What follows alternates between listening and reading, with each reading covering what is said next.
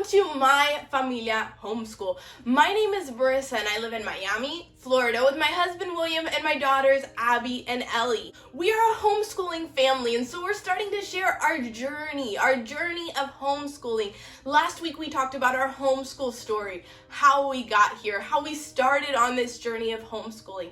And today I want to talk to you about our why, the why behind our homeschool and some of our homeschool goals. They kind of go hand in hand. I remember when I was first thinking on the idea of homeschooling, I was sitting on the beach with my daughters, and I think I was actually reading that Wild and Free book. And as I was reading it, I started to jot down some ideas, things that I wanted to establish within our homeschools, things that I thought would be core parts of our life as homeschoolers that were important, that were priorities. And so those are some of the things that I'm going to share with you guys today. And these are in no certain order. They're not ordered from most important to least important. It's just kind of how I wrote them down.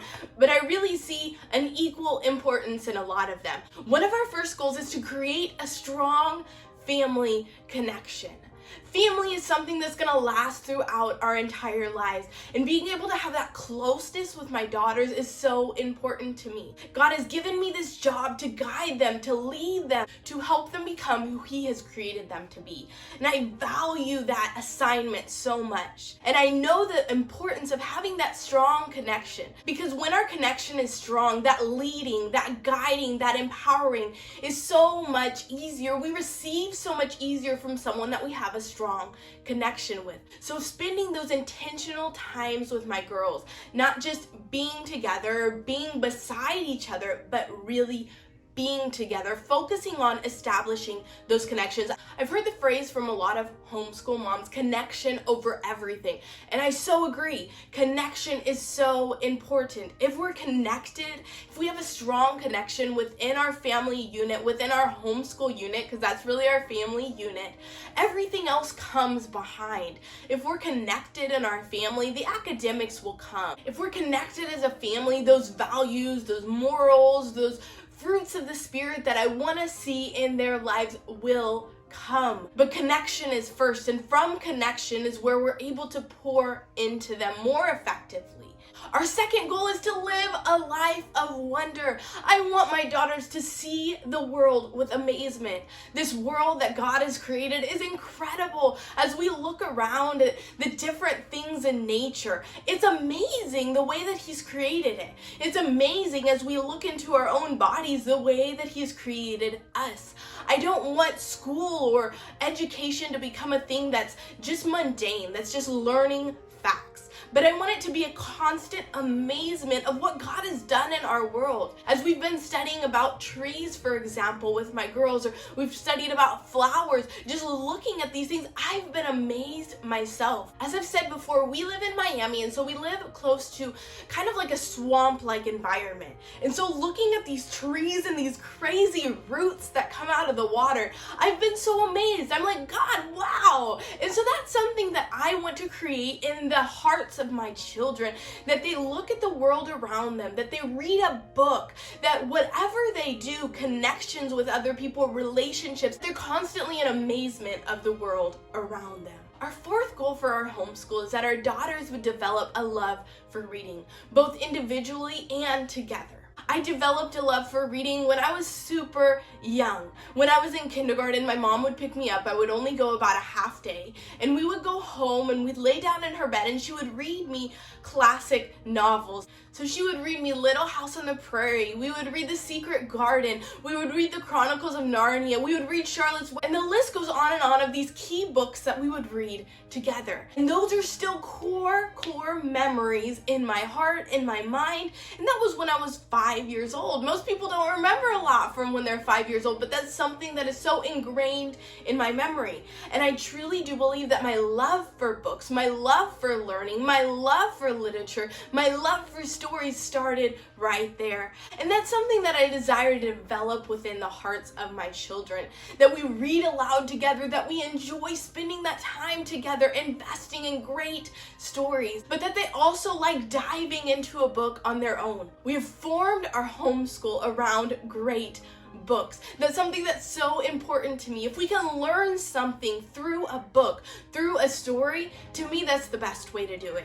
I've also seen the importance of me setting an example for my girls. So them not only seeing me read together when we're reading together in a group, but them seeing me read on my own, explore a book, invest in a good book on my own, setting that example, taking that time to read for myself so they can see that example, because that's what they're going to emulate. That's what they're going to follow, is what they see in front of them. So if they see me, if they see my husband sitting down and reading a book instead of doing other things, that's what they're going to likely do as well. The fifth goal within our homeschool is to develop a love for learning, and learning that continues throughout a lifetime.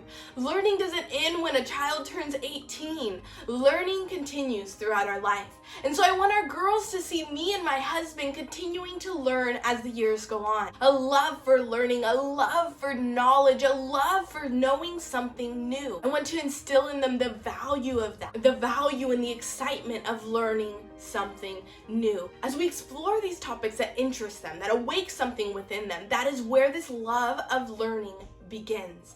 As we follow these rabbit trails and look into things that perk their interest, that's where they learn that learning is something that is fun. I want them to learn how to learn. I want them to learn the process of wanting to know something and how to find out that information. I know that's a skill that they will need for the rest of their lives. Our sixth goal is constant exposure to new experiences. I love that homeschool gives us the flexibility to go to the places, go to the things that we're learning about, to really experience it. I love that we're able to do the academic part of things in such a short amount of time, to where it gives us the ability to explore, to go to the places that we have in our community, to explore the things that we have around us. We have a forest park that's really close to our house, and we love going there to explore. We love going on the nature trails. As we've been studying about trees, it's been so cool to go to this nature park that has super old huge trees and explore it, experience it,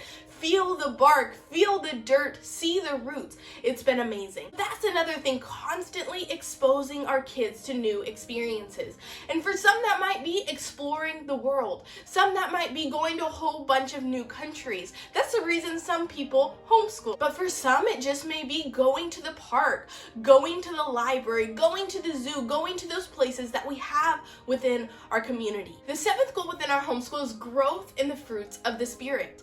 I hear a lot of things about habit training, about training morals, about training kids to be good people. And those are all good things. Those are all great things. But a lot of that stuff is based in the fruits of the Spirit. As I began taking Abby to new activities and she began interacting with other adults that weren't me, I started seeing attitudes or behaviors within her that I didn't like, and I found myself constantly correcting her, but not in a way that I felt was productive, more in a way of, you did this and I didn't like it, you did this and I didn't like it. And it was constantly on the after side, constantly on more of a defense side. And I started thinking, I don't like this. I don't like the approach I'm having.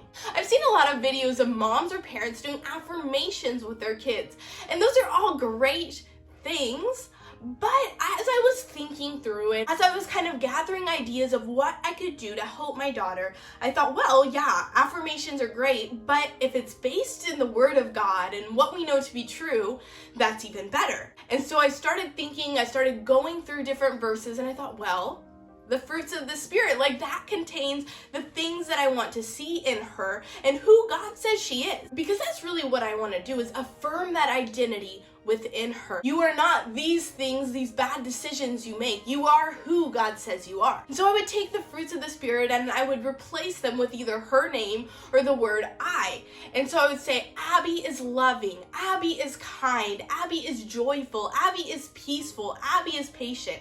Or I would have her repeat and say, I am loving, I am joyful, I am kind, I am peaceful, I am patient, I have self-control. Control, that's an important one. That's a really hard one for kids to develop. But saying those things, repeating those things about who she is. And I really saw a change when I implemented that idea. And so that's another goal within our homeschool, is developing those fruits of the Spirit in their lives. And our 8th goal, our final goal, but really our most important goal that we have within our homeschool, is that our girls will love God, love His presence, love His voice, and love His word. This is so, so important. And this is really the core reason why I want to homeschool, is the time that I have with my girls to spend time together with God, to seek God together. These foundational truths that if they can grab onto this as young kids, how far will they go as adults? Being able to spend this time to intentionally teach them, lead them in the way of God is so, so important to me. Being able to spend time together, to worship God together, to read His word together, to teach them to listen to His voice on the inside of them together. Huge. It's huge. It's so, so important. We're a ministry family, and so I love that the times that we have where we go to minister to different people, or we have different things within our church, they're right there. And yeah, it's inconvenient sometimes. It's uncomfortable sometimes. It's not the easiest thing to always have your kids, especially when they're little, beside you when you're doing these things that they have to be quiet or they have to act a certain way. It's hard. But I read this parenting book once, and there was this phrase that really resonated with me. It's a book from Bill Johnson. And this isn't the exact wording, but the idea was that your kids will notice what's important to you by what you do, even if it's uncomfortable. So it's important to me that my girls experience the move of God, that my girls see us reaching others for Him. That's so important to me that I'm willing to do it even if it's uncomfortable. And so these are our goals. These are the things that are so important for us within our homeschool. I'd love to hear about some of your goals. What are some of your homeschool goals? What is at the core of your homeschool? I'd love for you to leave a comment. Let me know what some of those things are.